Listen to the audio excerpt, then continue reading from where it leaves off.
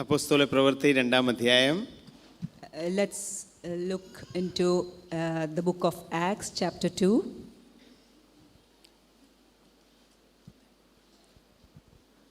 അപ്പോസ്തല പ്രവൃത്തി 2-ാം അധ്യായത്തിലെ പെന്തക്കോസ്ത് നാളിൽ നമുക്കറിയാം 120 ശിഷ്യന്മാരെ അവിടെ പ്രാർത്ഥിച്ചുകൊണ്ടിരുന്നപ്പോൾ ദൈവത്തിൻ്റെ പരിശുദ്ധാത്മാവ് അവരുടെ മേൽ വന്നു. അവർ അന്യഭാഷയിൽ സംസാരിക്കാനായിട്ട് തുടങ്ങി. On the day of the Pentecost, when the disciples of Jesus Christ had gathered together and they were praying, the Spirit of God came upon them and they began to speak in other tongues. പത്രോസ് അവിടെ അവരോട് പറഞ്ഞു, നിങ്ങൾ ക്രൂശിച്ച യേശു അവൻ ഉയർത്തെഴുന്നേറ്റിരിക്കുന്നു. And Peter spoke to the people who had come to see all this and said, the Jesus whom you had crucified.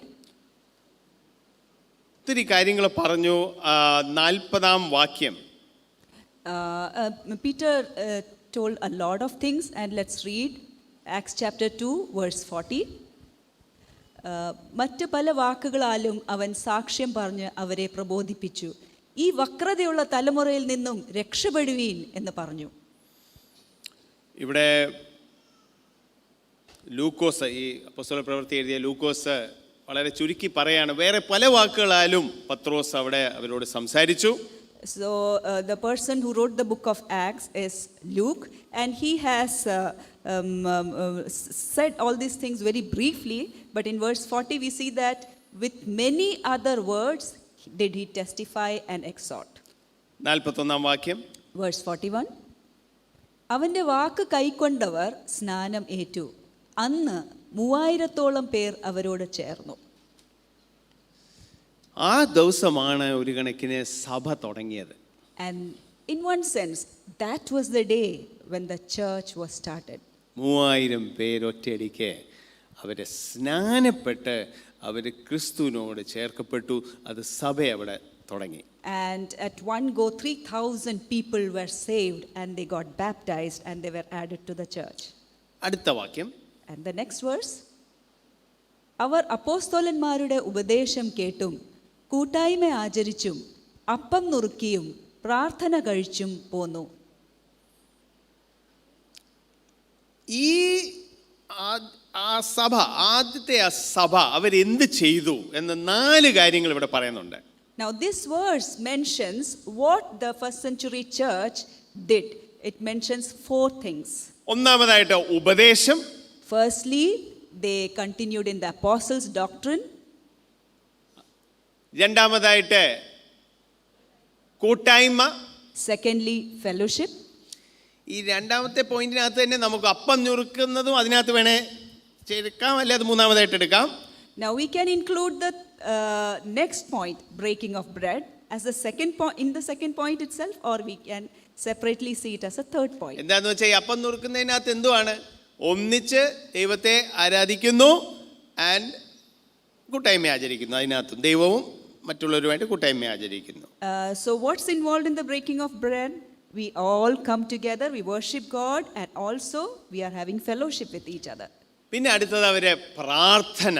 And the next point was prayer. പ്രിയമുള്ളവരെ, പഠിപ്പീര് വളരെ അത്യാവശ്യമാണ് എന്ന് നമ്മൾ ഈ സഭയിലെ പലപ്പോഴും പറയാറുണ്ട്. My beloved brethren, here in this church many times we encourage you about the importance of teaching. പ്രാർത്ഥന വളരെ അത്യാവശ്യമാണ് എന്ന് നിങ്ങൾക്കറിയായിരിക്കും. You might be knowing very well how important prayer is. എന്നാൽ ഈ ആഴ്ചയും അതിൻ്റെ വരുന്ന 2 ഞായറാഴ്ചയും ഞാൻ നിങ്ങളോട് കൂട്ടായ്മയെ പറ്റി ചില കാര്യം പറയാനായിട്ട് പോവുകയാണ്. കൂട്ടായ്മ ആചരിക്കുക. However, in this Sunday and the coming 2 Sundays, I will be telling you about the importance of fellowship. എന്താണ് കൂട്ടായ്മ? What is fellowship? എന്താണ് കൂട്ടായ്മയെന്ന് നമുക്ക് പലർക്കും പല അഭിപ്രായം ഉണ്ടായേക്കാം. We may have different opinions about what fellowship is. അപ്പോൾ ചില ആൾക്കാർ വിചാരിക്കുന്ന ഈ ഞായറാഴ്ച ആരാധന കഴിഞ്ഞിട്ട് നമ്മൾ കുറച്ച് അങ്ങോട്ടും ഇങ്ങോട്ടും സംസാരിക്കുമല്ലോ, അത് കൂട്ടായ്മയാണെന്ന് ആൾക്കാർ ചിലർ അങ്ങനെ ചിന്തിക്കുന്നു. Now some people may think that fellowship is something where we come together and talk for some time after the service is over. വേറെ ചിലർ ചിന്തിക്കുന്നതെന്ന് വെച്ചാൽ നമ്മൾ ഒന്നിച്ച് ഭക്ഷണം കഴിക്കുന്നു, അത് കൂട്ടായ്മയാണെന്ന് വിചാരിക്കുന്നു. Now, some other people may think that having meals together is fellowship.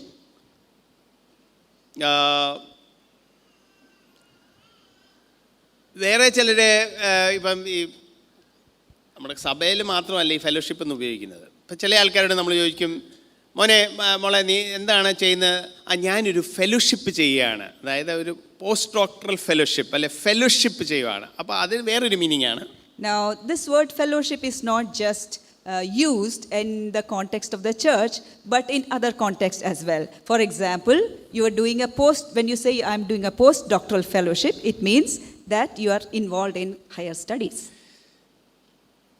പിന്നെ ഇപ്പം 2006 ഞാൻ കൊല്ലത്തോട്ട് കടന്നു വന്നപ്പോൾ ഇന്ത്യൻ മെഡിക്കൽ അസോസിയേഷൻ കൊല്ലം ബ്രാഞ്ചിനെ ഒരു പീഡിയാട്രിക്സിൻ്റെ ഒരു ടോക്ക്, നിയോനറ്റോളജിയുടെ ഒരു ടോക്ക് എന്തോ അതിന് വെറുതെ ഒരു ടോക്ക് കൊടുക്കാനായിട്ട് എന്നെ വിളിച്ചായിരുന്നു.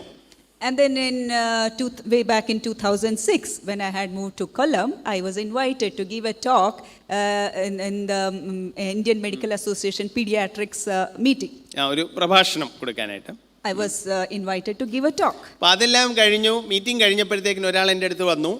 And after the meeting was over, one person came up to me. ഒരു ഡോക്ടർ വന്നിട്ട് പറഞ്ഞു, ഫെലോഷിപ്പിന് വരുന്നു. One doctor came up to me and asked me, are you coming for fellowship? അപ്പം ഞാൻ വിചാരിച്ചേ, പിന്നെ മനസ്സിലായി പുള്ളി വിളിച്ചത് ഇച്ചിരി കഴിക്കുന്നോന്ന്. And I was wondering, hey, fellowship. And only later did I realize that it meant coming together for a drink. അപ്പം അങ്ങനെയും ഫെലോഷിപ്പ് ഉണ്ട്. Now, there's fellowship of that type too. അപ്പം ഇപ്പം ഞാൻ നിങ്ങളോട് കൂട്ടായ്മ എന്ന് പറയുമ്പോൾ നമ്മുടെ മനസ്സിൽ ഇത് എന്താണ്, നമ്മൾ ഈ കൂട്ടായ്മ എന്ന് പറയുമ്പം എന്താണിത് കൂട്ടായ്മ? Now, when I am telling you about this fellowship, what exactly does this fellowship mean? ഞാൻ നിങ്ങളെ ഒരു യാത്രയിലേക്ക് പോവാണ്. നിങ്ങൾ എൻ്റെ കൂടെ വരണം. Let me take you on for a journey. Please come along with me. നമുക്ക് ഇവിടെ തന്നെ നമുക്കൊരു ഐഡിയ കിട്ടും. ഇതിൻ്റെ താഴോട്ട് വായിച്ചാൽ അപ്പോസ്തല പ്രവൃത്തി 2-ാം അധ്യായത്തിലെ 43 മുതൽ ഒന്ന് വായിച്ചാൽ നമുക്കൊരു ഐഡിയ കിട്ടും. എന്തുമായിരുന്നു അവരെ ഒന്നിച്ച് കൂട്ടായ്മയിൽ വന്ന് എന്ത് ചെയ്യുമായിരുന്നു? Now, as we read further from verse 43 onwards, we'll come to know what exactly fellowship means. വായിച്ചാൽ എല്ലാവർക്കും ഭയമായി. അപ്പോസ്തലന്മാരാൽ ഏറിയ അത്ഭുതങ്ങളും അടയാളങ്ങളും നടന്നു. ഓക്കെ, അവിടെ അപ്പോസ്തലന്മാരാൽ അവിടെ വലിയ കാര്യങ്ങളൊക്കെ നടക്കുന്നുണ്ടായിരുന്നു. പിന്നെന്ത് സംഭവിച്ചു? വിശ്വസിച്ചവർ എല്ലാവരും ഒരുമിച്ചിരുന്നു. വിശ്വസിച്ചവരെ എന്തോ ചെയ്തു? ഒരു വേർഡും എല്ലാവരും. വിശ്വസിച്ചവര് ചിലര് എന്നല്ല, വിശ്വസിച്ചവര് എല്ലാവരും ഒരുമിച്ച്, ആ വാക്യം എല്ലാവരും ഒരുമിച്ചിരുന്നു. So verse 44 says that all that believed were together. ഈ ഒരുമിച്ചിരുന്നു എന്ന് പറയുമ്പോൾ അതിനകത്ത് അവരെ ഒരു ഒരുമയുണ്ടായിരുന്നു. So what does it mean when it says here that all were together? It means they had a oneness. ഒരുമയുണ്ടായിരുന്നു, ഒരുമിച്ച് ഇരുന്നു എന്നുമുണ്ട്. അപ്പോൾ അവരെ ഇടയ്ക്കിടയ്ക്ക് കൂടുന്നുണ്ടായിരുന്നു. So they had a oneness amongst themselves and they were also gathering together frequently. അടുത്ത വാക്യം Verse 45, സകലവും പൊതുവക എന്ന് എണ്ണുകയും ജന്മഭൂമികളും വസ്തുക്കളും വിറ്റ് അവനവന് ആവശ്യമുള്ളതുപോലെ എല്ലാവർക്കും പങ്കിടുകയും. ഇത് വായിക്കുമ്പോൾ നമുക്ക് കുറച്ച് ഞെട്ടൽ വരും. Now we may be shocked to see this verse.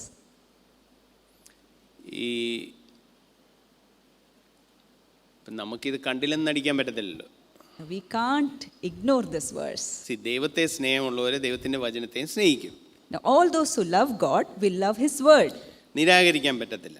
And we can't deny that word. പക്ഷെ നമ്മൾ എന്തെങ്കിലും ഒരു കാര്യം കൂടെ വേണം ഇതിന്റെ ആ ഫോഴ്സ് മാറ്റാൻ വേണ്ടി ചിലർ പറയും, ആ സമയത്ത് ഒരു പ്രത്യേക ഉണർവായിരുന്നു.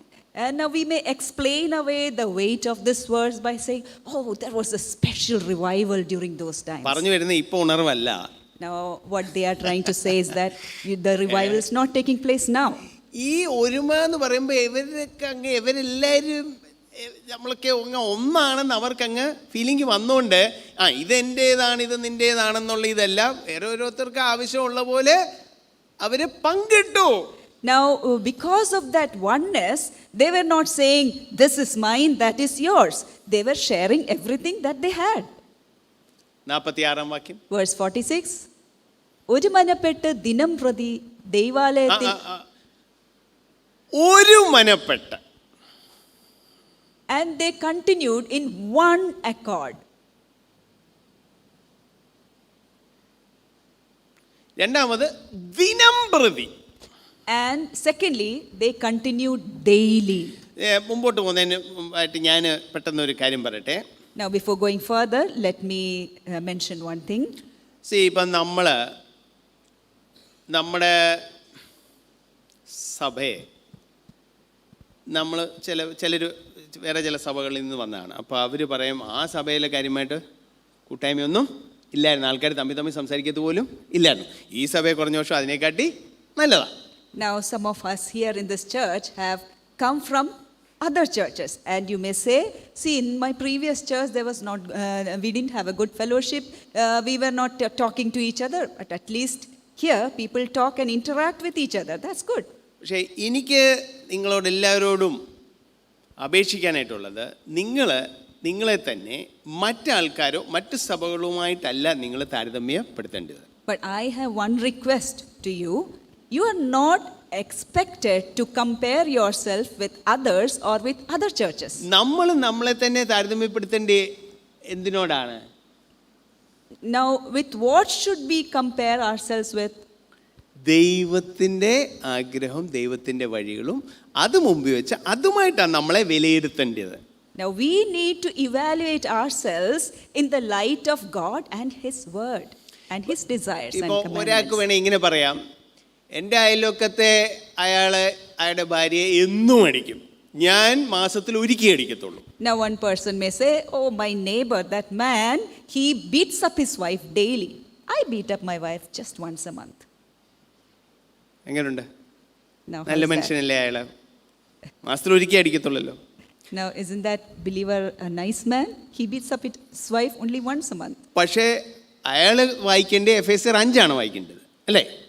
But he is supposed to evaluate himself on the basis of Ephesians chapter 5. ഭർത്താവ് ഭാര്യ എങ്ങനെ സ്നേഹിക്കുമെന്ന് ഇവിടെ എഴുതിയിട്ടുള്ളത്, അല്ലാതെ അയാളുമായിട്ട് താരതമ്യപ്പെടുത്തി ഞാനൊരു നല്ലതായിട്ട് ജീവിക്കുന്നു എന്ന് പറയാതെ ഇതുമായിട്ട് താരതമ്യപ്പെടുത്തി ദൈവമേ എന്നെ ഇതുപോലെ ആക്കണമേ, എനിക്കിങ്ങനെ ആകണം എന്നുള്ള രീതിയിൽ മുന്നോട്ട് പോകണം. Now, he need to evaluate himself and compare himself with the word of God in Ephesians chapter 5, and he need to pray, Lord, please help me become like this, instead of comparing himself with his neighbor. അപ്പോൾ ഈ കൂട്ടായ്മയെ പറ്റി ഞാൻ നിങ്ങളോട് പറയുമ്പോഴും And now, when I am telling you about fellowship, ഒരു പക്ഷേ നിങ്ങൾ പറയുന്നേടാ അയാളൊന്നും ചെയ്യത്തില്ല, ഞാൻ ഇത്രയൊക്കെ ചെയ്യുന്നുണ്ടല്ലോ. You may say, hey, you know that brother, he doesn't do anything, and this sister, she doesn't do anything. See, but I am doing so much. ഞാൻ ഇന്നാരെ ഹോസ്പിറ്റലിൽ കാണാൻ പോയി. See, I went to visit that person in the hospital. ഞാൻ ഇന്നാർക്ക് പൈസ കൊടുത്തു. I gave money to this person and helped him. നമ്മൾ വേറെ ആരുമായിട്ട് നമ്മളെ താരതമ്യപ്പെടുത്തരുത്, നമ്മളെ വിലയിരുത്തരുത്. ഇതൊരു കണ്ണാടിയായിട്ട് ഉപയോഗിക്കണം.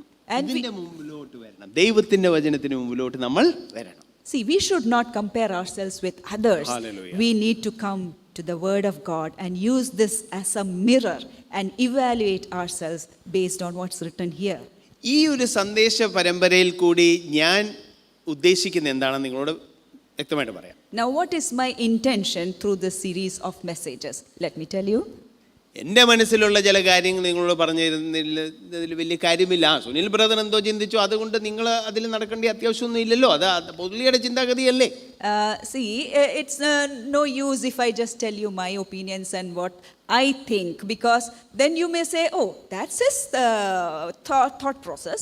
So what is that? How is that useful for me? എൻ്റെ ഉദ്ദേശം ദൈവവചനത്തിൽ കൂട്ടായ്മയെ പറ്റി എന്തു പറയുന്നു എന്ന് നിങ്ങളെ അറിയിക്കുക. My intention is to let you know what the word of God says about fellowship.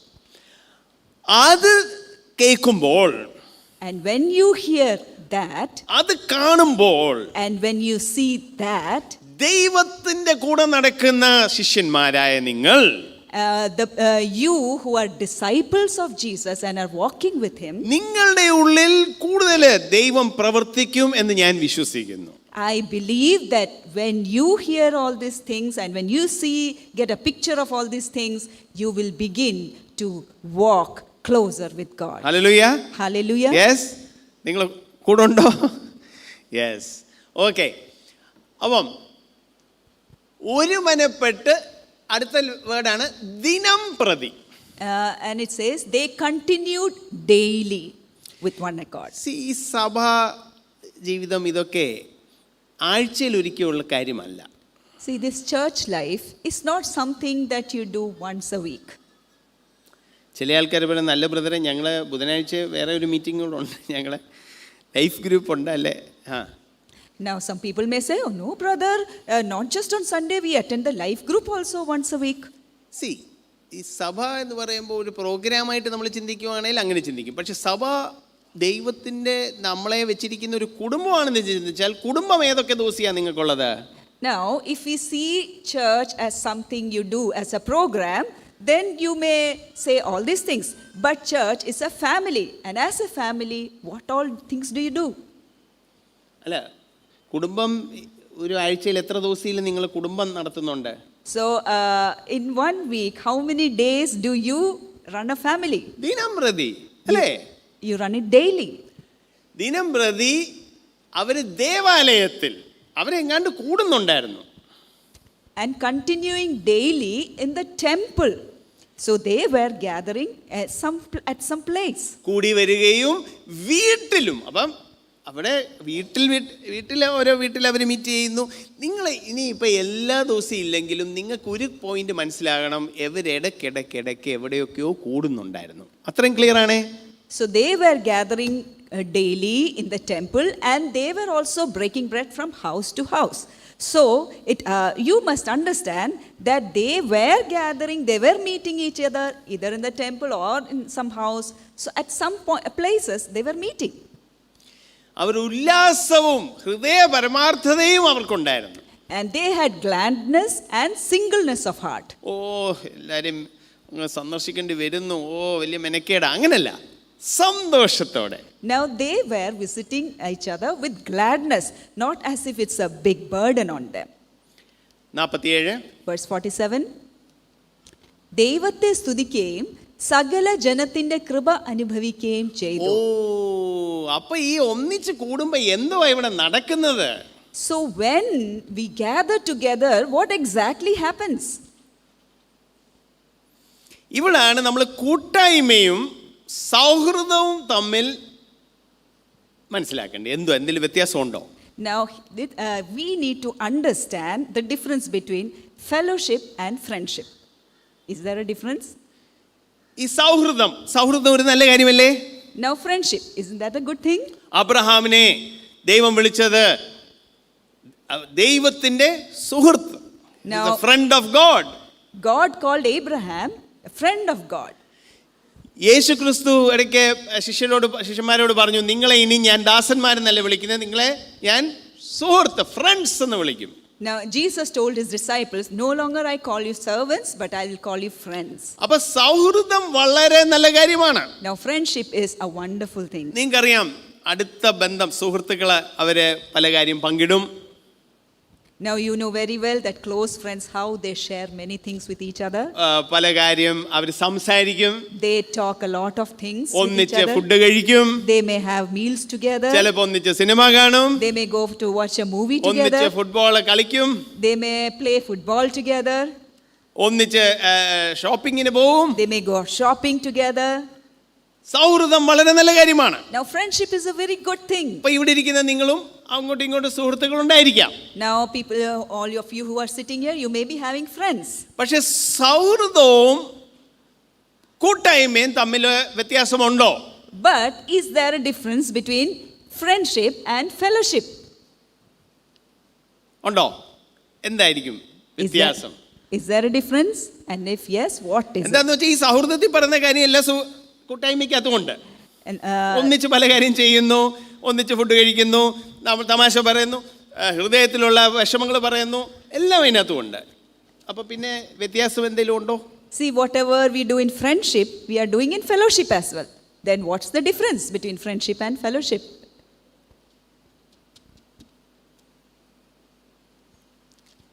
കൂട്ടായ്മയിൽ മൂന്നാമതൊരാളുമുണ്ട്. Now, fellowship has a third person in it. അതാരാ മൂന്നാമത്തെ ആള്? Who is the third person? ദൈവം. God. ഇപ്പം നിങ്ങൾ രണ്ടുപേരും തമ്മിൽ നല്ല ഫ്രണ്ട്സ് ആയിരിക്കാം. Now, two of you may be very good friends.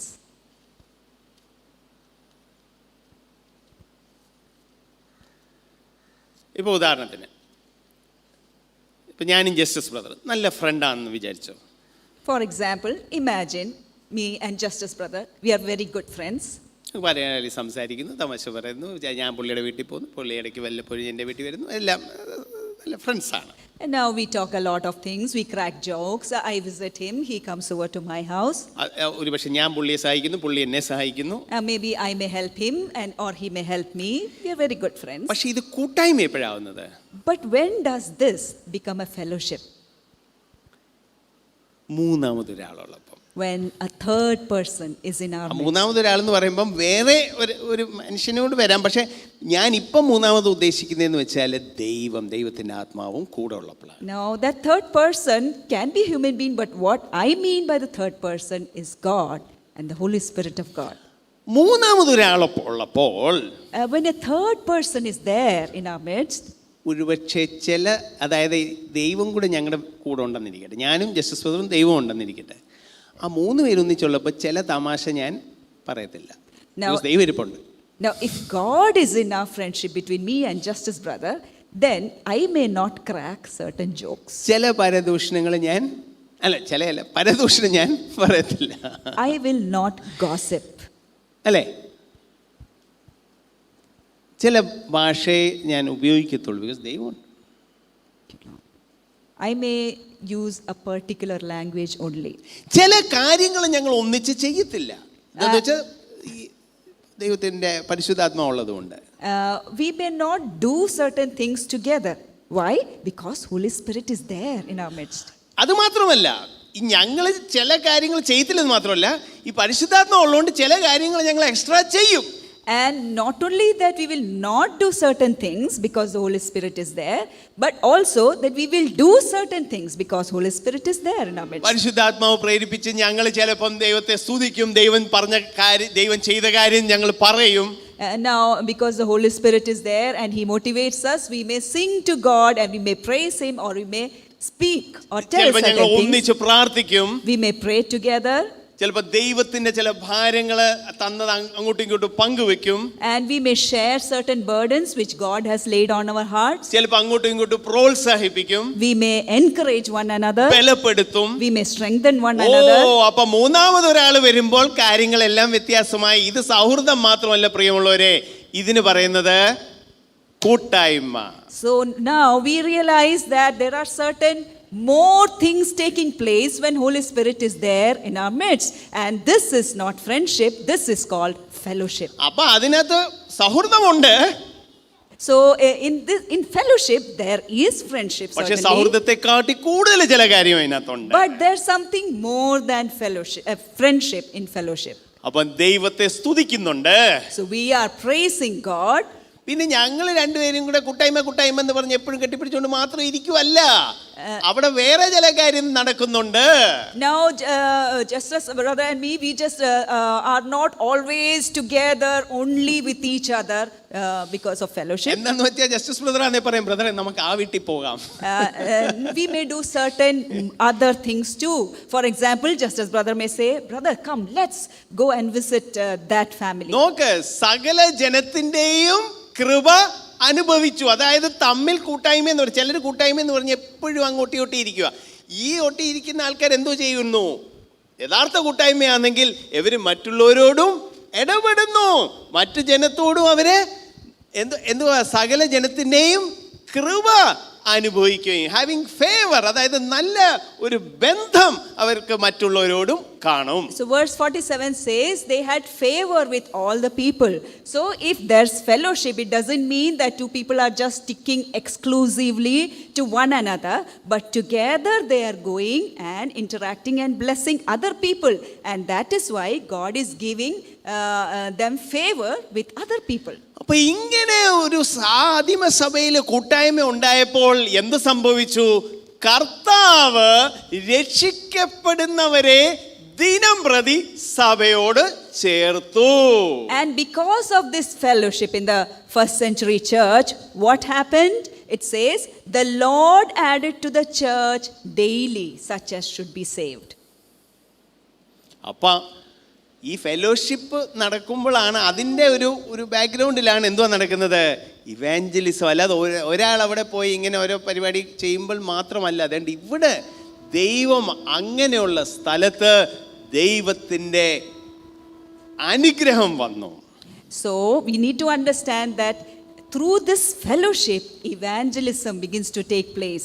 Evangelism is not just something where one person just goes and does something. No, evangelism is also a fruit of fellowship. സങ്കീർത്തനത്തിൽ ഇങ്ങനെ എഴുതിയിട്ടുണ്ട്. 133 1 വായിച്ചേ. Psalms 133 verse 1 says, സഹോദരന്മാരെ, ഇതാ സഹോദരന്മാരൊത്തൊരുമിച്ച് വസിക്കുന്നത് എത്ര ശുഭവും എത്ര മനോഹരവും ആകുന്നു. Behold, how good and how pleasant it is for brethren to dwell together in unity. ഒത്തൊരുമിച്ച് വസിക്കുന്നു. Dwelling together in unity. സഹോദരന്മാര് ഓരോന്നോരോന്നായിട്ട് വസിക്കുന്നതിനെ പറ്റിയല്ല പറയുന്നത്, ഒത്തൊരുമിച്ച് വസിക്കുന്നത് അത് എത്ര ശുഭവും എത്ര മനോഹരവുമാകുന്നു. Now it's not saying that brethren should dwell as loners. No, when they are dwelling together in unity, it's so good and so pleasant. മൂന്നാമത്തെ വാക്യം എടുത്താട്ടെ. And let's read verse 3. Zion അല്ല, അവിടെ ലാസ്റ്റത്തെ യഹോവ, അവിടെയല്ലോ ഇങ്ങനെയുള്ള സ്ഥലത്താണ് യഹോവ അനുഗ്രഹവും ശാശ്വതമായുള്ള ജീവനും കൽപ്പിച്ചിരിക്കുന്നത്. ഇങ്ങനെയുള്ള സ്ഥലത്താണ് യഹോവയുടെ അനുഗ്രഹം വരുന്നത്. Second part of verse 3 says, for there, in such a situation, in such a condition, the Lord commanded the blessing, even life forevermore. അപ്പോസ്തല പ്രവൃത്തി 4-ാം അധ്യായം. Let's go to Acts chapter 4. അതിന്റെ 32-ാം വാക്യം വായിച്ചാട്ടെ. Verse 32. വിശ്വസിച്ചവരുടെ കൂട്ടം ഏകഹൃദയവും ഏക മനസ്സും ഉള്ളവരായിരുന്നു. അയ്യോ, ഒന്നാമതേ ഭർത്താവും ഭാര്യയും തന്നെ ഒരു മനസ്സാകാൻ എന്ത് പ്രയാസം. അതായത് രണ്ടുപേരും ഒരു മനസ്സാകാൻ ഭയങ്കര പ്രയാസമല്ലേ. Now see, just two people becoming one heart and one soul. For example, husband and wife. It's not easy, it's so difficult. ഈ ഏക മനസ്സ് എന്ന് പറയുമ്പോൾ ഒരു അഭിപ്രായം എന്ന് ചിന്തിക്കരുത്. Now when we say one heart or one soul, please don't misunderstand it, because it doesn't mean that you have one opinion about everything. ഇപ്പോൾ വീട്ടിലൊരു കർട്ടൻ ഇടണം, ഏത് കളർ ഇടണം? For example, if you want to put a curtain in your house, which color curtain should you put? ഭർത്താവിനൊരു colour, ഭാര്യയ്ക്ക് വേറൊരു colour. ഏക മനസ്സെന്ന് വെച്ചാൽ രണ്ടുപേരും ഒരേ കളർ പറയണമെന്ന് അത്യാവശ്യമുണ്ടോ? The husband may suggest one color, the wife may suggest another color. So does it mean that if you are of one heart and soul, you need to suggest the same color for the curtain? ഏക മനസ്സെന്ന് വെച്ചാൽ എല്ലാവർക്കും ഒരേ അഭിപ്രായം ഉണ്ടെന്നല്ല. No, it doesn't mean that you have to have the same opinion in everything. പക്ഷേ ഏക മനസ്സെന്ന് വെച്ചാൽ ഇതിലൊക്കെ ഉപരിയായിട്ട് ഇയാളും മറ്റേയാളും അവർ രണ്ടുപേരും ദൈവത്തെ സ്നേഹിക്കുന്നത് കൊണ്ട് ബാക്കി വ്യത്യാസങ്ങളൊക്കെ ഉണ്ടെങ്കിലും അവർക്കൊരു ഒരുമയുണ്ട്, ഒരു വൺനെസ് ഉണ്ട്. So being of one heart and one soul means because these two people love the Lord, although they have differences, they are in one heart because they want to serve the same God together. Yes, അവിടെ എന്നിട്ട് ഏക മനസ്സും ഉള്ളവരായിരുന്നു, തനിക്കുള്ളത് ഒന്നും സ്വന്തമെന്ന് ആരും പറഞ്ഞില്ല. Neither said any of them that aught of the things which he possessed was his own, but they had all things in common. നിങ്ങൾ ഇച്ചിരി ഒന്ന് ചിന്തിച്ചു നോക്കി. ഇത് നടന്ന കാര്യമാണ്, ഇത് ബൈബിളിൽ പറയുന്നതാണ്, ഇത് സുനിൽ ബ്രദർ നിങ്ങളോട് പറയുന്നതല്ല, ഇത് ദൈവത്തിൻ്റെ വചനമാണ്. Now just imagine these things. See, these are not fables or just stories. This really happened. They are real life incidents mentioned here. തനിക്കുള്ളത് അത് തൻ്റെ ആണെന്ന് അവർ അവകാശപ്പെട്ടില്ല. Nobody claimed about their own possessions. അങ്ങനെ എങ്ങനെ ചിന്തിക്കാൻ പറ്റും? How could they think like that?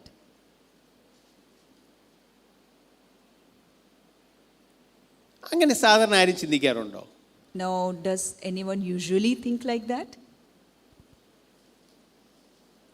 ഉണ്ട്. ഞാൻ പറയാം എപ്പോഴാന്ന്. നിങ്ങൾ ചിന്തിക്കേ, നിങ്ങളുടെ വീട്ടിൽ നിങ്ങളെ ചെറുപ്രായത്തിൽ ഇപ്പം 2 or 3 സഹോദരന്മാരുണ്ട്, എന്നിട്ടൊരു അപ്പനും അമ്മയും ഉണ്ട്. അപ്പോൾ ആ കുടുംബത്തിലുള്ള എല്ലാവരും ഇതെൻ്റെയാന്ന് അങ്ങനെ പറഞ്ഞ് ഇതെല്ലാം നമ്മുടെയാന്നല്ലേ പറയത്തുള്ളൂ, ഇത് നമ്മുടെ വീടാണ്. ഈ ഒരപ്പൻ്റെ മക്കളാവുമ്പോഴത്തേക്കിന് അവർക്കൊരു ഒരുമ വരും, അത് ഒരപ്പനായതുകൊണ്ട്. Yes, such a unity can come. For example, in a family where there are, a child is growing with 3 or 4 other siblings, and they have the child has his parents.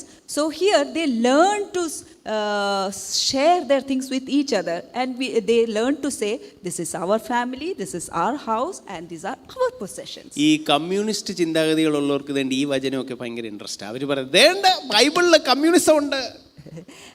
So those who have a communist mentality may quote this verse and say, see, in the Bible communism is communist ideas are കമ്മ്യൂണിസത്തിന്റെ ഒരു mentioned. ഇതെന്ന് വെച്ചാൽ private property ഒന്നുമില്ല, എല്ലാം public, എല്ലാം പൊതുസമ്പത്താണ്.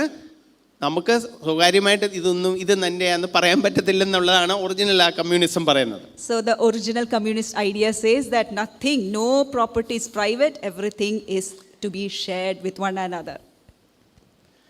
പക്ഷെ അത് അടിച്ചമർത്തി ആൾക്കാരെ കൊണ്ട് പറയിപ്പിക്കുക. ആർക്കും അങ്ങനെ ചെയ്യണമെന്നില്ല, പക്ഷെ മേളിൽ നിന്ന് സർക്കാർ ഇങ്ങനെ പറഞ്ഞിട്ട് എല്ലാവരും പൊതുവാക്കുക. Now communist ideology actually forces it upon the people and enforces it as a law. പക്ഷെ ഇവിടെ ഇങ്ങനെ എങ്ങനെ സംഭവിച്ചു? But how did this happen here in the Bible in Acts chapter 4? 33 വായിച്ചേ. Let's read verse 33. സകലവും അവർക്ക് പൊതുവായിരുന്നു. അല്ല 34 വായിച്ച 34. Verse 34. മുട്ടുള്ളവർ ആരും അവരിൽ ഉണ്ടായിരുന്നില്ല. നിലങ്ങളുടെയോ വീടുകളുടെയോ ഉടമസ്ഥന്മാരായവർ ഒക്കെയും അവയെ വിറ്റ് വില കൊണ്ടുവന്നു. എങ്ങനെ ഒരാൾക്ക് അവരുടെ സ്ഥലം വിൽക്കാൻ പറ്റുന്നു മറ്റവർക്ക് വേണ്ടി? Now how could someone sell off their land for somebody else? അങ്ങനെ പറ്റും. ഒരു കുടുംബത്തില് ഒരു സഹോദരന് സഹോദരിയെ കെട്ടിക്കാൻ വേണ്ടി പുള്ളി ഏതാണ്ട് വിറ്റു. പിന്നെ അങ്ങനെയൊക്കെ നടക്കാറില്ലേ ഒരു വീട്ടിലെ? Now this happens in a family. Suppose the daughter has to be married off, the son might say, okay, let me sell my share of the land and use that wealth to get my sister അല്ലെ married. ഒരാൾ ICUയിൽ പോയി, ഒത്തിരി ചെലവായി, 3-4 ലക്ഷം രൂപ, അപ്പോൾ പെട്ടെന്ന് കൊടുക്കാൻ കാശില്ല, അപ്പോൾ കുറച്ച് സ്വർണം എടുത്ത് വിറ്റു. ഇങ്ങനത്തെയൊക്കെ ഇവിടെ നിങ്ങളൊക്കെ ചെയ്തിട്ടില്ലേ നിങ്ങളുടെ കുടുംബത്തിന് വേണ്ടി? Or for example, in a family, one person is sick and is in the ICU, and the bills came up to around 3 or 4 lakhs, and then what you do is the other family members sell off their gold and pay the bills. Doesn't this happen? ചുരുക്കം പറഞ്ഞാൽ ഒരു കുടുംബത്തിൽ ഇങ്ങനത്തെ കാര്യമൊക്കെ നടക്കും. Now, in short, to summarize, such things happen in a family, definitely. ഇവിടെ ഇത് നടന്നെന്ന് വെച്ചാൽ ഇവരെല്ലാവരും ഒരു കുടുംബമാണെന്ന് ഇവർക്കൊരു ബോധം വന്നു. Now, why these things happened here in Acts chapter 4 is because they became aware of the fact that they are one family. ആ തോന്നൽ ഉള്ളവർക്ക് ഇങ്ങനെ ചെയ്യാൻ പറ്റും, ആ തോന്നൽ ഇല്ലാത്തവർക്ക് ഇങ്ങനെ ഒരിക്കലും ചെയ്യാൻ പറ്റത്തില്ല. Now, those who are aware of this fact that they are one family can do like this, and those who are not aware of this fact cannot do like this. ഞാൻ പെട്ടെന്ന് എഫേസ്യർ 4 നിങ്ങളെ കൊണ്ടുപോവാം. Now let me take you to Ephesians chapter 4. പലരും പറയും ബ്രദറെ നമുക്കൊരു ഒരുമ വേണം. Now many of you may say, brother, we need to have unity. അപ്പൊ ഈ ഒരുമയെ പറ്റി നമുക്കൊന്ന് നോക്കാം. എന്താണ് യൂണിറ്റി? ഇതെങ്ങനെ വരുന്നു ഈ ഒരുമ?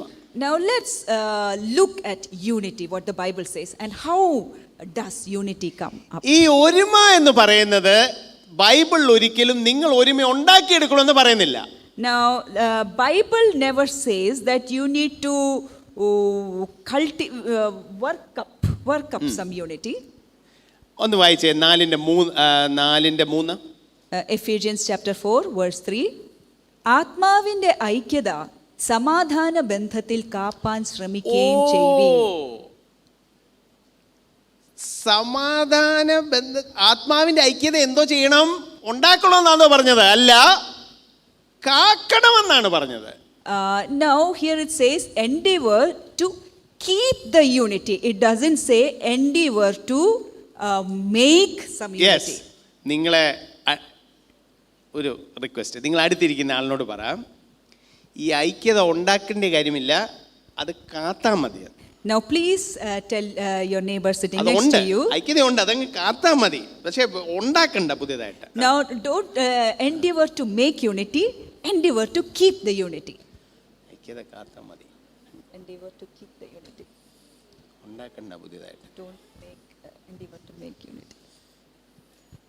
അതെന്തിനാ അങ്ങനെ പറഞ്ഞതെന്നറിയാമോ? Now why is it said like that here? Already ഐക്യത ഉണ്ട്. Because unity is there already. അതിനെ നിങ്ങൾ അങ്ങ് കുളമാക്കാതിരുന്നാൽ മതി. Now you should not break that, do anything to break that unity. ഇപ്പൊ ഞാനും നിങ്ങളും തമ്മിൽ ഒരു ഐക്യത ഉണ്ട്. Now we have a unity amongst each other. എന്തുവാ? ഏത് യൂണിറ്റിയാ ഉള്ളത്? ഇപ്പൊ ഞാനും തോമസ് ബ്രദറുമായിട്ട് ഇതണ്ട പുള്ളിയുമായിട്ട് എന്തുവാ നമുക്ക് ഐക്യത? Now let me take the example of Thomas brother. What is the unity that's there between him and me? പുള്ളി പാലായിലായിരുന്നു, ഞാൻ വേറെ മധ്യപ്രദേശിലായിരുന്നു. പുള്ളിയുടെ വേറെ ഒരു ഏജ് ഗ്രൂപ്പാണ് ഞാൻ. ഞങ്ങൾ തമ്മിൽ എന്താണ് ഐക്യത? മലയാളിയാ, പക്ഷേ എന്താണ് വേറെ ഒരു എന്തുവാണ് ഞങ്ങൾ തമ്മിൽ common? Now he grew up in Pala, I grew up in Madhya Pradesh. He is of a different age group, I am of a different age group. We both are Malayalis. But then what is that factor which is keeping us united? പുള്ളി computer, ഞാൻ എന്തോന്ന് medical field. His field is computers, I am of the medical field. അപ്പൊ എന്താണ് നമ്മൾ തമ്മിൽ ഒരു ഐക്യത? So what is that unity factor between us? നോക്കാം, 4-ാം വാക്യം. Ephesians chapter 4 verse 4. നിങ്ങളൊന്ന് എണ്ണണം, ഓക്കെ? ഞാനും പുള്ളിയുമായിട്ട് എന്തൊക്കെ ഐക്യതയുണ്ടെന്ന്. Okay, So as we read, let's make efforts to make a list of what are the common uniting factors between him and me. നിങ്ങളെ വിളിച്ചപ്പോൾ ഏക പ്രത്യാശയ്ക്കായി നിങ്ങളെ വിളിച്ചതുപോലെ. ഇംഗ്ലീഷിലും മലയാളത്തിൽ ഇച്ചിരി ഓർഡർ ഡിഫറെൻ്റാണ്, പക്ഷേ ഏക പ്രത്യാശയ്ക്കായിട്ടാണ് പുള്ളിയെയും വിളിച്ചത്, എന്നെയും വിളിച്ചത്. Now we have been called, he and me, both of us have been called in one hope. ഏത് പ്രത്യാശയ്ക്കാണ് വിളിച്ചത്? And what is that hope? ഞങ്ങൾ ആ ദൈവത്തെ കാണും, We will see this God. ഞങ്ങൾ അവനോടൊപ്പമായിരിക്കും, We will be with this God. പുതിയ ആകാശം പുതിയ ഭൂമിയിലും ഉണ്ടായിരിക്കും. We will be together in this new നിത്യജീവൻ heaven പുള്ളിക്ക് and ഉണ്ട്, new എനിക്കുമുണ്ട്. earth. He has the eternal life, I have that eternal life. ആ ഒരു പ്രത്യാശ പുള്ളിക്കും എനിക്ക് ഒരേ പ്രത്യാശയാണ്. And we both have that same hope. Okay, അതാണ് ആദ്യത്തേത്. രണ്ടാമത്തേത്, Now that's the first point. Second point, ശരീരം ഒന്ന്.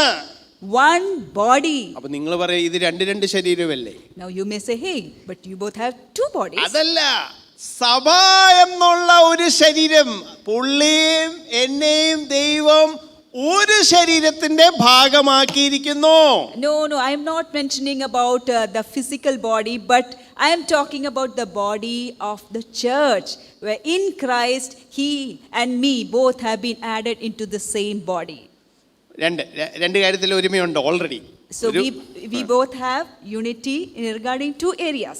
മൂന്നാമതായിട്ട് ആത്മാവൊന്ന്, അതായത് എൻ്റെ ഉള്ളിലുള്ള ആത്മാവും പുള്ളിയുടെ ഉള്ളിലുള്ള ആത്മാവും ഒരേ ആത്മാവാണ്. And thirdly, it says one spirit, which means the spirit in Thomas and the spirit inside of me is the same spirit. ഇതിനകത്ത് ഒരാൾക്ക് ഗ്രേഡ് കൂറിയ 7 സ്റ്റാർ ജയ റൈസ് അങ്ങനെ ഒരു ഗ്രേഡ് കൂടിയതാണോ കുറഞ്ഞതാണോ സെയിം ആത്മാവാണ് നമ്മൾ രണ്ടിൽ. And now we have the same spirit within us. Now, one person is not having a higher grade of spirit and another person is not having a lower grade of spirit. Okay, 3 കാര്യമായി. അടുത്ത വാക്യം. So now we have looked at 3 points. Now let's look at the next verse. അദ്ദേഹത്തിന്റെ യജമാനൻ അല്ലെ കർത്താവും എൻ്റെ യജമാനനും ഒരേ ആളാണ്. Now his Lord and my Lord are the same person. Hallelujah. Hallelujah. ഇനി അടുത്തത് Next 4, point. 5-ാമത്തെ വിശ്വാസം ഒന്ന്. One faith. അപ്പോൾ പറയാം, അല്ലല്ല പുള്ളി ആ കാര്യത്തിൽ അതാണല്ലോ വിശ്വസിക്കുന്നത്, നിങ്ങൾ ഇതാണല്ലോ വിശ്വസിക്കുന്നത്. പക്ഷെങ്കിൽ ഞങ്ങളെ രക്ഷിച്ച വിശ്വാസം അതൊന്നാണ്. പുള്ളി രക്ഷപ്പെട്ട വിശ്വാസവും ഞാൻ രക്ഷപ്പെട്ട വിശ്വാസവും ക്രിസ്തുയേശു ക്രൂശിൽ മരിച്ചു, അടക്കപ്പെട്ടു, ഉയർത്തെഴുന്നേറ്റു. ആ ക്രിസ്തുവിൽ പുള്ളി വിശ്വസിച്ചു, ഞാൻ വിശ്വസിച്ചു. ആ വിശ്വാസം ഞങ്ങളുടെ ഒരു വിശ്വാസമാണ്. Now you may say, see, he believes certain things, you believe certain other things. Now how can your faith be the same? No, I am talking about the saving faith. It's the same because we both believe that Christ died for our sins. He died on the cross, he was buried and he rose again the third day. That saving faith is the same for both of us. ഇനി അടുത്ത point, സ്നാനം ഒന്ന്. And the next point, one baptism. അതിൻ്റെ അർത്ഥം ദൈവം പുള്ളിയെയും എന്നെയും ഒരു baptism, അതായത് ഈ ക്രിസ്തുവിനോട് ചേർത്ത ഒരു സ്നാനമുണ്ടല്ലോ, അത് സെയിം ആണ്. What that means is what he and I have been baptized into by God is the same. അടുത്തത്, The next point, എല്ലാവർക്കും മീതെയുള്ളവനും എല്ലാവരിലും, verse 6. എല്ലാവരിലും കൂടി വ്യാപരിക്കുന്നവനും എല്ലാവരിലും ഇരിക്കുന്നവനുമായ എല്ലാവർക്കും ദൈവവും പിതാവും ആയവൻ ഒരുവൻ. അതായത് അദ്ദേഹത്തിൻ്റെ ദൈവവും എൻ്റെ ദൈവവും ഒരു ദൈവമാണ്. So verse 6 says, one God and Father of all, who is above all and through all and in you all. In short, his God and my God is the same. പ്രിയമുള്ളവരെ, പുള്ളിയും ഞാനും തമ്മിൽ വല്ല ഒരുമയുണ്ടോ ഇല്ലയോ? My beloved brethren, now tell me, does he and I, do we have anything in common? Do we have a unity? 7 കാര്യത്തിൽ already ഞങ്ങൾക്ക് ഒരുമ ഉണ്ട്. We have unity in, say, 7 points as we noticed just ഇനി now. ഞങ്ങളായിട്ട് ഇതിനെ തകർക്കരുത്. Now we should make every effort to not break this ഇതിനെ unity. കാക്കണം. We need endeavor to keep this unity. Already ഒന്നാക്കി, ഒന്നാണ്. We are already one. അങ്ങനെ ആ ഒരുമയിൽ നടക്കുമ്പോൾ നമ്മൾ പലതും പലർക്കു വേണ്ടി പലതും ചെയ്യും. And as we are moving in this unity, we may do lot of things for many people. നിങ്ങൾക്കൊരു ചെറിയ ചിത്രമെങ്കിലും കിട്ടുന്നുണ്ടോ ഈ കൂട്ടായ്മ എന്ന് പറയുമ്പോൾ എന്താണെന്ന്? Now, are you getting a picture of what it means by fellowship?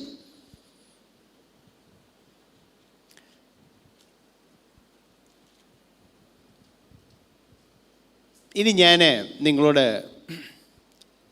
നിങ്ങളെ ചിന്തിക്കാനായിട്ടൊന്ന് പ്രേരിപ്പിക്കും. Now, I would like to encourage you to think. Yes, എല്ലാവരും റെഡിയാണോ ചിന്തിക്കാനേ? ആരും റെഡിയല്ല.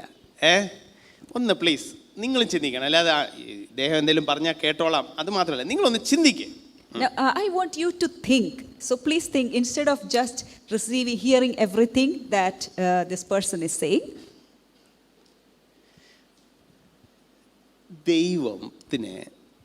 ദൈവം നമ്മളെ രക്ഷിച്ചു അല്ലേ? See, God has saved us, right? ദൈവം ഇദ്ദേഹത്തെ രക്ഷിച്ചു. For example, God has saved this brother. ദൈവം പുള്ളിക്കാരെ രക്ഷിച്ചു. God has saved this sister. ദൈവം നിങ്ങളെ രക്ഷിച്ചു. God has saved you all. നിങ്ങൾ നരകത്തിൽ പോകേണ്ടിവരായിരുന്നു, ഇനി നരകത്തിൽ പോകത്തില്ല. You were going towards hell, but now you're not going to go to hell. ഇനി നിങ്ങളും ദൈവവുമായിട്ടൊരു ബന്ധമായി. And now you have a relationship with God. ഇനി നിങ്ങളുടെ പ്രശ്നത്തിൽ ദൈവം നിങ്ങളുടെ കൂടെ ഉണ്ട്. And now God is there in the midst of your troubles. നിങ്ങളുടെ കാര്യങ്ങൾ ദൈവം കരുതും. And God will care for you. He will provide for നിങ്ങളെ you. ദൈവം വിടുവിക്കും. He will deliver you. നിങ്ങളെ ദൈവം നടത്തും. He will guide you and lead you. പക്ഷേ ഈ നിങ്ങളെല്ലാവരും ഒന്നിച്ച് വരണമെന്ന് അതിൻ്റെ ആവശ്യം എന്തുവാ?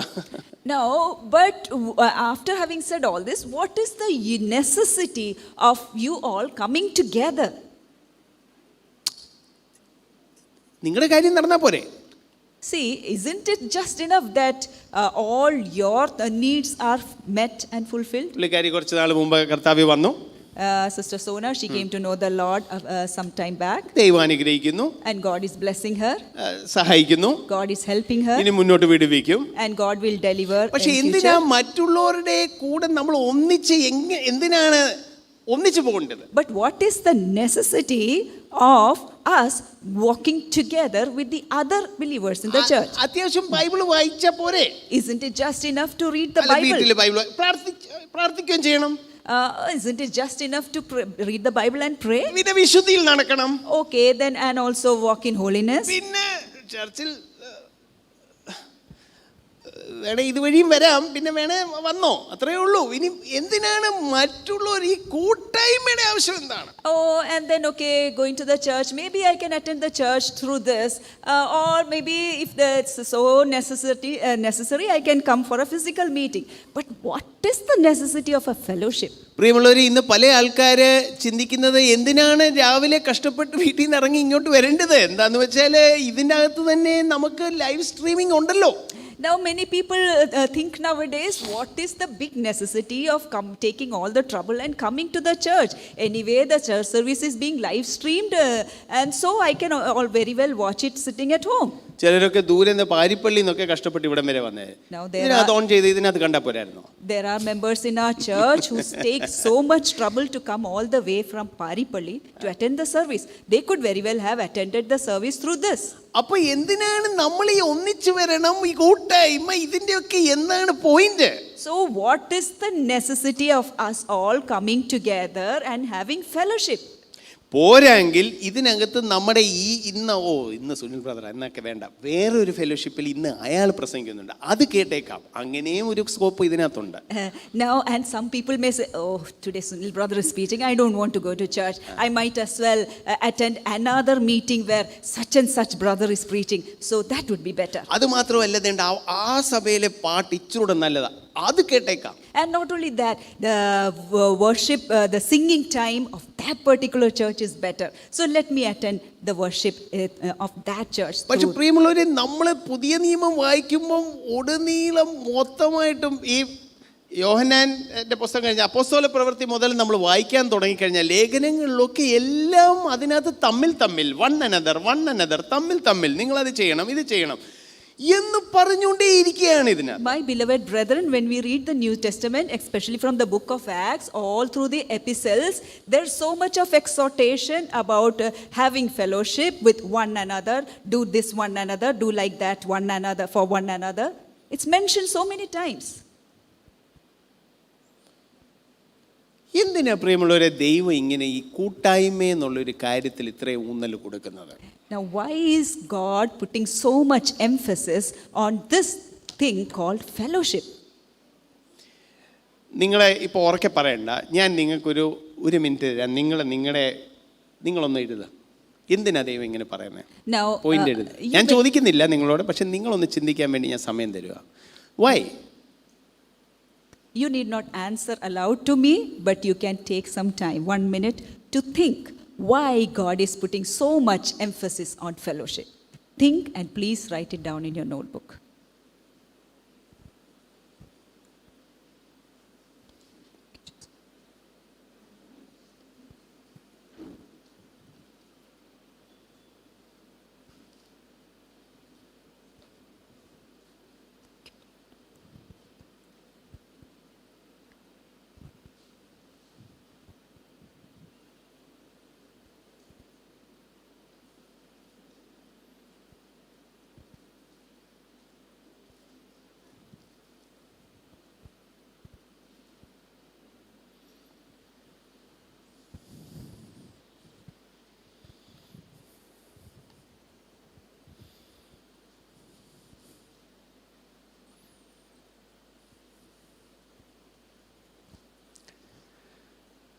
നിങ്ങൾ എഴുതിക്കോ, പക്ഷെ ഞാൻ മുന്നോട്ട് പോട്ടെ.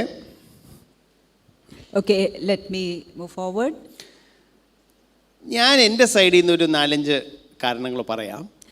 Now, let me tell 4 or 5 reasons why I think fellowship is important. Okay, ഒരു പക്ഷേ ഞാൻ ഈ പറഞ്ഞ കാരണത്തിനെക്കാട്ടിലും വേറെ കാരണങ്ങളും ഉണ്ടായിരിക്കാം, നിങ്ങൾ എഴുതിയ കാരണവും ഉണ്ടായിരിക്കാം. പക്ഷേ അത് നിങ്ങളെ ലൈഫ് ഗ്രൂപ്പിൽ ഡിസ്കസ് ചെയ്യണം. Now, there may be more points apart from what I am sharing, and you may have written those points, but you can discuss about all those in the life group. Number 1. First point. ഈ ദൈവം എന്ന് പറയുന്ന ഈ ലോകത്തിൽ എത്ര ദൈവമുണ്ട്? Now, how many gods are there in this world? യഹൂദന്മാര് പണ്ട് മുതലേ അവരെ പഠിപ്പിച്ചത് ഇസ്രായേലേ കേൾക്കുവിൻ, hear O Israel, the Lord your God is one. ഒരു ദൈവമേ ഉള്ളൂ എന്നാണ് എല്ലാ ഇസ്രായേലിലെ മക്കളും അവരെല്ലാ ദിവസവും കേട്ടോണ്ട് വന്നത്, ഒരു ദൈവം. Amen. So, from ancient times, Israel has been taught, and this is what they have been hearing. Hear, O Israel, for the Lord thy God is one God. പക്ഷെ മുസ്ലിങ്ങളും യഹൂദന്മാരും ഇതാ ചിന്തിക്കുന്നത്, ക്രിസ്ത്യാനികൾ മാത്രമല്ല ഒരു ദൈവം ഉണ്ടെന്ന് ചിന്തിക്കുന്നത്. See, it's not just Christians, Muslims and Jews, they also think there's only one God. പക്ഷേ ക്രിസ്ത്യാനികൾ വേറൊരു കാര്യം ചിന്തിക്കുന്നുണ്ട്, ഈ ഒരു ദൈവമേ ഉള്ളെങ്കിലും 3 വ്യക്തിത്വം, 3 പേഴ്സൺസ് ഉണ്ട്. ത്രിയേക ദൈവത്തിലാണ് വിശ്വസിക്കുന്നത്. But Christians believe one more thing.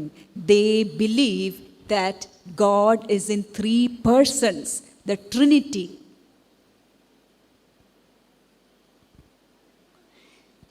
ഈ ത്രിത്വത്തിൽ പിതാവും പുത്രനും പരിശുദ്ധാത്മാവും ഉണ്ട്. So there's Father, Son and the Holy Spirit in this Trinity. ഇന്ന് ത്രിത്വത്തെ പറ്റി പഠിപ്പിക്കാനുള്ള ദിവസമല്ല, ഞാൻ ഒത്തിരി അതിലേക്ക് കടക്കുന്നില്ല. So today is not the day for teaching about Trinity, so I am not going to explain it much. പക്ഷെങ്കിൽ ഈ ലോക സ്ഥാപനത്തിന് മുമ്പും പിതാവും പുത്രനും പരിശുദ്ധാത്മാവും തമ്മിൽ സ്നേഹബന്ധമുണ്ടായിരുന്നു, കൂട്ടായ്മ ഉണ്ടായിരുന്നു. But even before the foundation of this world, Father, Son and the Holy Spirit were in love relationship and in fellowship with one another. അപ്പൊ ദൈവത്തിന്റെ സ്വഭാവത്തിന്റെ ഒരു കാര്യം തന്നെയാണ് കൂട്ടായ്മ. ത്രിത്വത്തിനകത്ത് എന്തുകൊണ്ട്? കൂട്ടായ്മ. So it's the very nature of God. Fellowship is the very nature of God, and the Trinity, among the 3 persons of God, there is fellowship. ശ്രദ്ധിക്കണം, യോഹന്നാൻ 17 യേശു ക്രിസ്തു പിതാവിനോട് പ്രാർത്ഥിച്ച ഇങ്ങനെയാണ്, പിതാവേ അങ്ങും ഞാനും ഒന്നായിരിക്കുന്നത് പോലെ എവരും ഒന്നായിരിക്കട്ടെ.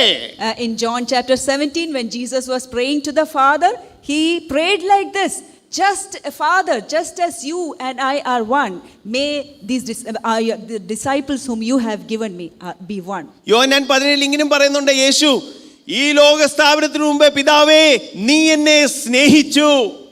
And in John chapter 17, Jesus prays like this: Father, you loved me before the foundation of this world. അപ്പം നമ്മൾ തമ്മിൽ സ്നേഹിക്കാനും ആ സ്നേഹത്തിലുള്ള കൂട്ടായ്മ ആചരിക്കാൻ ദൈവം നമ്മളോട് പറയുമ്പോൾ ദൈവം നമ്മളോട് ഇത്രേ പറയുന്നുള്ളൂ, ഞാൻ ഇങ്ങനത്തെ ആളാണ്, നിങ്ങളും അങ്ങനെ ആയിരിക്കും. So when God is telling us to love one another and fellowship with one another, what God is saying is, see, I am such a person and I want you to be like that. തിരിച്ചു ചിന്തിക്കേ, നിങ്ങൾ തമ്മിൽ സ്നേഹിക്കുന്നില്ല, നിങ്ങൾ ഒരുമയിലല്ലെങ്കിൽ നിങ്ങൾ ദൈവത്തെ പോലെ അല്ല ആകുന്നത്.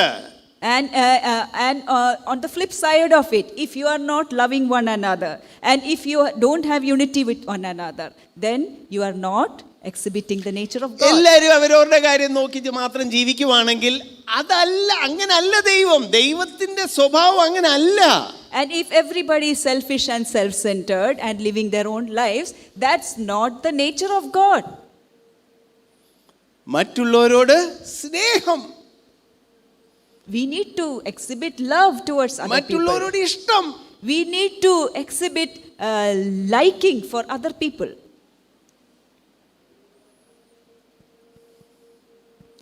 ഇതാണ് ആദ്യത്തെ കാരണം. രണ്ടാമതായിട്ട്, and the second point, രണ്ടാമത്തെ കാരണം എന്തുകൊണ്ടാണ് ദൈവം ആഗ്രഹിക്കുന്നത് നമ്മൾ കൂട്ടായ്മയിൽ ആയിരിക്കണം. And the second reason why we need to be in fellowship is this. എഫേസ്യർ 3:10. Ephesians chapter 3 verse 10. സഭ എന്ന് പറയുന്ന ഒരു കാര്യം ദൈവം ഉണ്ടാക്കിയതാണ് പ്രിയമുള്ളവരെ. Church. The church is a concept which is an institution which God started. ഈ സഭയിൽ കൂടി ദൈവം എന്തുവാണ് ആഗ്രഹിക്കുന്നത്?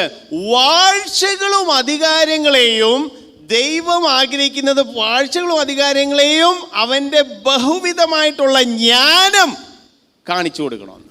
And what is the intention of God through the church? God intends that the manifold wisdom of God should be manifest by the church to the principalities and powers in heavenly places. അപ്പം നമ്മൾ കൂട്ടായ്മ ആചരിക്കുമ്പോൾ ദൈവം ആഗ്രഹിക്കുന്ന, നമ്മൾ അങ്ങോട്ടും ഇങ്ങോട്ടും സ്നേഹിക്കുമ്പോൾ ദൈവം ആഗ്രഹിക്കുന്ന ഇതിൽ കൂടി ദൈവം ഈ വാഴ്ചകൾ അധികാരങ്ങൾ എന്ന് വെച്ചാൽ എന്തുവാ? പിശാചിൻ്റെ കൂടെയുള്ള പാർട്ടികൾ അവരെ ദൈവത്തിൻ്റെ ജ്ഞാനം കാണിച്ചു കൊടുക്കണം. കണ്ടില്ലേ, എൻ്റെ ജനം തമ്മിൽ സ്നേഹിക്കുന്നു, തമ്മിൽ കരുതുന്നു. So when we are loving one another, caring for one another, having fellowship with one another, the manifold wisdom of God is displayed to the principalities and powers, the demonic forces, Satan and his demons. അതുകൊണ്ട് സഭ ഒന്നിച്ചു വരുമ്പോൾ, നമ്മൾ ഒന്നിച്ച് കൂട്ടായ്മ ആചരിക്കുമ്പോൾ ദൈവം അതിൽ കൂടി വലിയ കാര്യം ചെയ്തെടുക്കുകയാണ്. So when the church comes together and when we have fellowship with one another, God does wonderful, amazing things through that unity and fellowship. ഒരു ചെറിയ ഉദാഹരണം ഞാൻ തരാം. ഇവിടെ ഇന്ന് വർഷിപ്പ് സർവീസിലെ ഈ ഗിറ്റാർ ഉപയോഗിച്ചു. Let me give a small example. In today's worship service, we were using this guitar. മറ്റേ ഗിറ്റാർ ഉപയോഗിച്ചു. The other guitar was also used. പിന്നെ കീബോർഡ് ഉപയോഗിച്ചു. The keyboard was being used. ആൾക്കാര് ഒരാൾ മുമ്പിൽ നിന്ന് പാടി, വേറെ ആൾക്കാർ പുറയിലുണ്ടായിരുന്നു. One person was standing in the front and singing. There were two other people standing in the back and singing. ഈ പല ഇൻസ്ട്രുമെന്റ്സും പല ആൾക്കാരും വരുമ്പോൾ ഇച്ചിരൂടെ ഒരു വണ്ടർഫുൾ ആകത്തില്ലേ? Now, don't you agree that when many people come together with many different instruments, won't the singing be more wonderful? ഒരു instrument ഉപയോഗിക്കുന്നതും പല ഇൻസ്ട്രുമെന്റ്സ് വരുന്നതും വളരെ വ്യത്യാസമല്ലേ? ഇച്ചിരൂടെ റിച്ച്, ഇച്ചിരൂടെ വണ്ടർഫുൾ ആകത്തില്ലേ? Now, rather than using one instrument, when many instruments are being used, won't the music be more wonderful, more rich? Okay, മൂന്നാമത്തെ ഒരു കാരണം എന്തുകൊണ്ടായിരിക്കും ദൈവം നമ്മളോട് ഈ ഒന്നിച്ചു വരാൻ പറയുന്നത്? Why is God emphasizing fellowship? The third reason is സഭാപ്രസംഗി 4 അതിന്റെ 9 മുതൽ.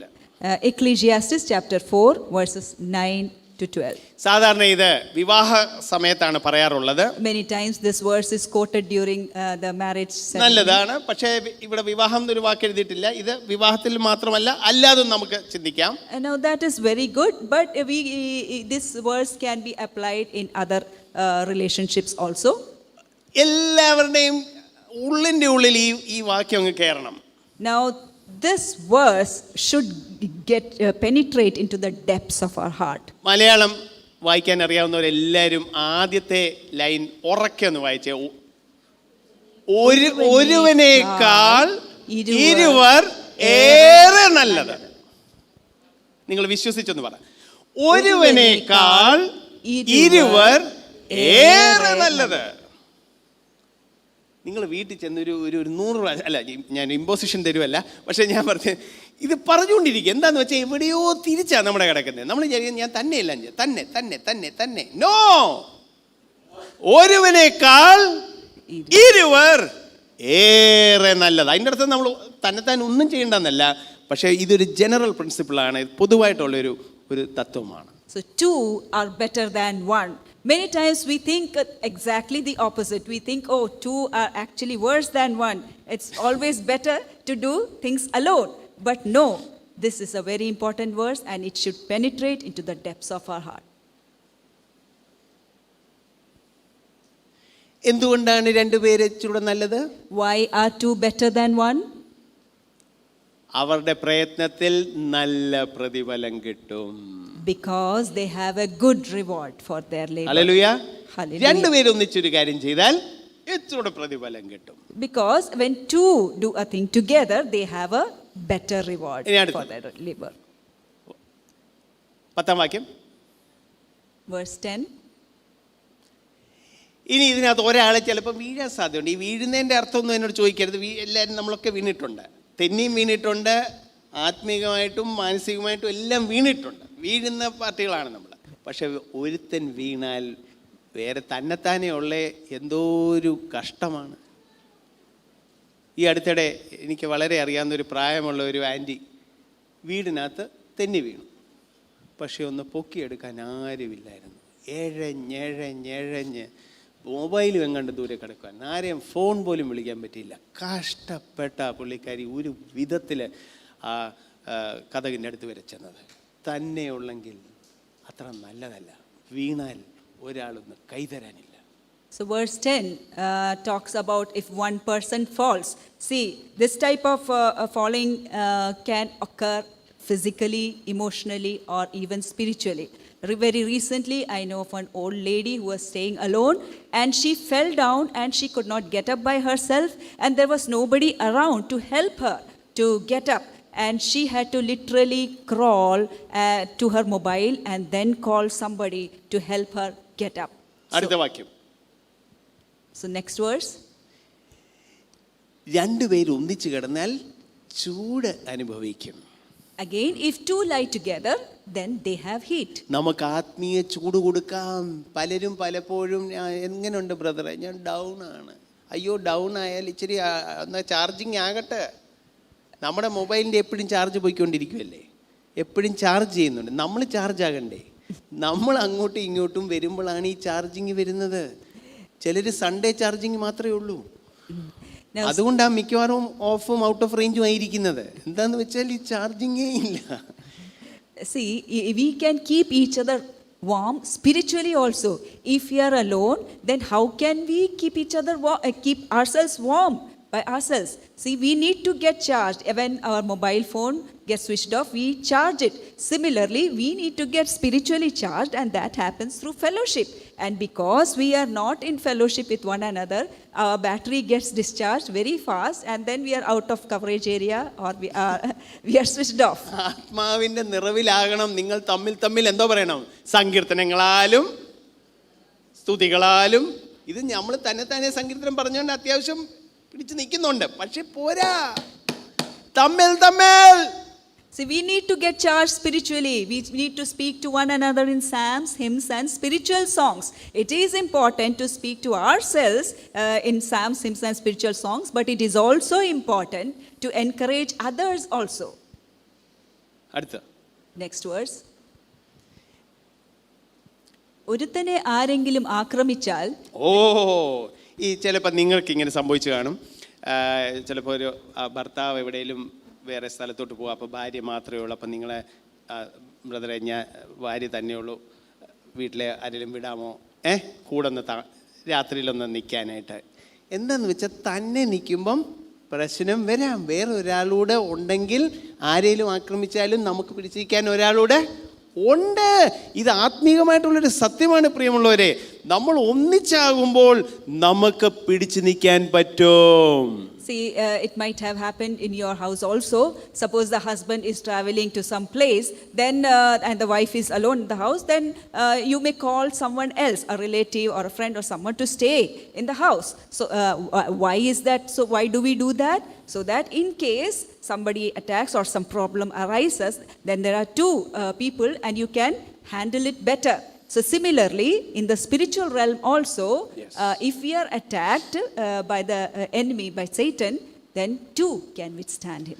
മുപ്പിരി ചരട് വേഗത്തിൽ അറ്റുപോകുകയില്ല. ഈ മൂന്നാമത്തെ ചരട് ഏതാ? ദൈവം. And the threefold cord is not quickly broken. So who is the third part of the cord? It's God himself. പെട്ടെന്ന് ഞാൻ തീർക്കട്ടെ.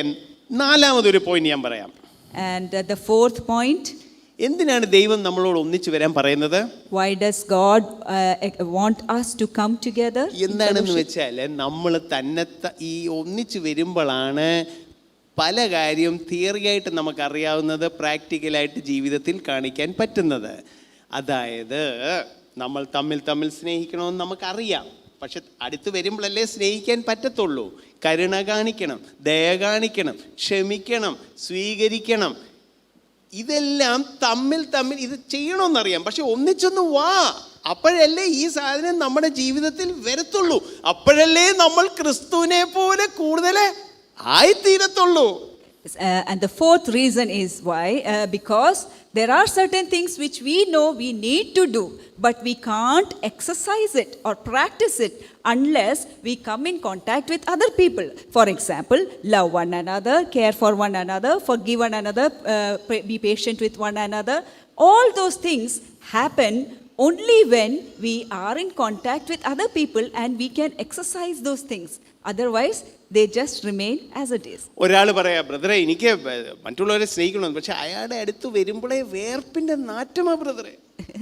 Now one of you may say, see, I want to love the other people, but that brother, see, when he comes close to me, he smells of sweat. ഇങ്ങനെ ഒന്ന് കെട്ടിപ്പിടിക്കാൻ പറ്റും? How can I give him a hug? എടോ സാറേ, നിങ്ങൾ മഹാനാറി കിടന്നപ്പോൾ ക്രിസ്തു യേശു നിങ്ങളെ വന്ന് കെട്ടിപ്പിടിച്ചു. Oh my dear brother, when you were stinking in your sin, Christ came down and embraced you and accepted you. ഒന്ന് കെട്ടിപ്പിടിച്ചേ. So please go and hug that. വേറെ ചില അയാളുടെ കൂടെ ഞാൻ എന്തിനാ മാറി ഇരുന്ന് കഴിക്കുന്ന വെച്ചാൽ അയാൾ ചവയ്ക്കും ഒരു വല്ലാത്ത ശബ്ദം ഉണ്ടാക്കി. ഓ, എനിക്കിത് കേൾക്കാൻ വയ്യ. Now somebody else may say, see, I can't sit next to that brother. When that person chews, oh, it makes a horrible chomping sound. I just can't tolerate it. ഞാൻ നിങ്ങളെ ആരെയും ചൂണ്ടി പറയുവല്ല, പക്ഷെ ഞാൻ വേറൊരു കാര്യം പറയാം. ചിലപ്പോൾ ഞാൻ ചിലപ്പോൾ കണ്ടിട്ടുണ്ട്, ഇപ്പം നിങ്ങളെല്ലാവരും എൻ്റെ സഹോദരന്മാരാന്ന് ഇരിക്കരുത്, ഞാൻ എന്നെപ്പറ്റി പറയാം. ഞാൻ എൻ്റെ അപ്പൻ്റെ മക്കളാണ്, അതായത് അപ്പൻ്റെ വേറെ കെട്ടിലെ മക്കളല്ല, ഈ സെയിം ആ അപ്പൻ്റെ മക്കളാണ്. നിങ്ങളെല്ലാം ഇരിക്കുവാണ്, പക്ഷെ ഞാൻ കയറി വന്നിട്ട് നിങ്ങളെവിടെ, അയ്യോ ആഴ്ച മൊത്തം നിങ്ങളെ കണ്ടില്ലല്ലോ, നിങ്ങളെ ഇവിടെ സംസാരിക്കണം, അതല്ല എൻ്റെ മനസ്സിൽ. ഞാൻ ആദ്യം നോക്കുന്നത് ഫാൻ എവിടെ. Now I'm going to give my example. I'm not so suppose you all are my biological brothers and sisters, and we are all are one family, we have the same father. Now suppose I come home to meet you all after a long time. Now what is my first response as I enter the house? Am I looking for the best place in the best room in the house, which is the coolest or right underneath the fan? Or am I excited to know how you all are doing and to know your whereabouts? ഞാൻ അങ്ങനെ ചെയ്യുവാന്ന് നിങ്ങൾ എന്നെ പറ്റി പറ. എനിക്ക് നിങ്ങളോടാണോ സ്നേഹം അതോ ആരോടാ സ്നേഹം?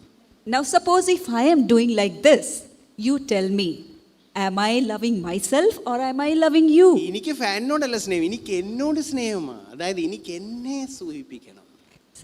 ഞാൻ ഓക്കെയാണ്, എനിക്ക് എന്നോട് സ്നേഹം. എനിക്ക് നിങ്ങളോട് സ്നേഹം ഉണ്ടായിരുന്നേ ഇച്ചിരി വേർത്താലും പോരാ, ഞാൻ നിങ്ങളുടെ അടുത്ത് വന്നിരിക്കും. ബ്രദറെ എന്തുകൊണ്ട്, ഹൗ ആർ യു, എന്തേലും നിങ്ങളുടെ പ്രശ്നം അല്ലെ സന്തോഷം, നിങ്ങളുടെ സന്തോഷത്തിൽ പങ്കുവെക്കുന്നു, നിങ്ങളുടെ ദുഃഖത്തിൽ പങ്കുവെക്കുന്നു. എനിക്ക് ആകാംക്ഷയാണ് നിങ്ങളെ കാണണം, നിങ്ങളെ, പക്ഷെ എനിക്ക് എന്നോട് സ്നേഹം. See, if I am looking for the fan and the best place where I can be more comfortable, then I am loving myself instead of being excited to know how you are doing, what are the things going on in your life, and what is the Lord teaching you. No, that's none of my business. പ്രിയമുള്ളവരെ, ഞാൻ നിങ്ങളെ ആരെയും കുറ്റപ്പെടുത്തുവല്ല. ഞാൻ വളരെ താണ് നിങ്ങളോട് ഞാൻ അപേക്ഷിക്കുകയാണ്, നമ്മൾ ഒരു കുടുംബത്തിൻ്റെ ആൾക്കാരാണോ? My beloved brethren, I am not pointing fingers at anyone, but I am humbling myself and asking you this question. Do we belong to the same family? ഞാനും അങ്ങ് ഒത്തിരി അങ്ങ് വരികയല്ല. പല മേഖലയിലും ഞാനും വളർന്നുകൊണ്ടിരിക്കുകയാണ്. See, I am not a perfect person. I am also growing in many areas. ഞാനും ഒരു ശിഷ്യനാണ്. I am also a disciple. നമ്മുടെ സഭയുടെ പേര് നിങ്ങളെ ഓർപ്പിക്കട്ടെ, എന്താണ്? The disciples fellowship. ഇതൊരു കൂട്ടായ്മ, ശിഷ്യന്മാരുടെ കൂട്ടായ്മയാണ്. So let me remind you the name of our church, the Disciples Fellowship. ഇരുമ്പ് ഇരുമ്പിനെ മൂർച്ച വരുത്തും. സദൃശവാക്യം 27:17. Iron sharpens iron. നമ്മൾ ഒന്നിച്ച് വരുമ്പോൾ നമ്മൾ തന്നെത്താനെ ഇരിക്കുമ്പം തന്നെത്താനെ ഇരിക്കും, അടുത്ത് വരുമ്പം മൂർച്ച കൂടും. Hallelujah. So when we are loners, when we are by ourselves, we are just by ourselves. But when we come together, we can sharpen each other. Proverbs 27:17 says, iron sharpens iron. നിങ്ങളെ life ഗ്രൂപ്പിൽ meet ചെയ്യുമ്പോൾ നിങ്ങൾ ചിന്തിക്കണം, എന്തിനാണ് ദൈവം നമ്മളോട് ഒന്നിച്ച് വരാൻ പറയുന്നത്? അതിനെപ്പറ്റി ഒന്ന് നിങ്ങൾ കൺവിൻസ്ഡ് ആകുക. ഇതിപ്പോൾ ഞാനോ വേറെ ഏതെങ്കിലും പാസ്റ്ററോ ഇവിടുന്ന് മുമ്പിൽ നിന്ന് നിങ്ങളോട് പറഞ്ഞതുകൊണ്ട് നിങ്ങൾ കഷ്ടപ്പെടേണ്ട. ദൈവം എന്തു പറയുന്നു? ഇതാണോ ദൈവം പറയുന്നത്? ഇതാണോ ദൈവത്തിൻ്റെ വഴി? എങ്കിൽ ഇതാണ് നല്ല വഴി പ്രിയമുള്ളവരെ. This is the way of the Lord. So when you come together for life group, just try to think, why is God emphasizing that we need to come together for fellowship? We need to remind ourselves and tell ourselves that this is the way of the Lord and this is the best and most blessed way and I need to walk in it. നിങ്ങളെ ഈ വാക്കുകൾ നിങ്ങൾക്ക് വേണ്ടി എടുക്കണം. നിങ്ങളാരും വേറെ ഒരാളുടെ വീട്ടിൽ ചെന്ന് പറയരുത്, ഹലോ നിങ്ങളുടെ ആ സ്ഥലം വിറ്റിട്ട് എനിക്ക് പൈസ ഇങ്ങനെ.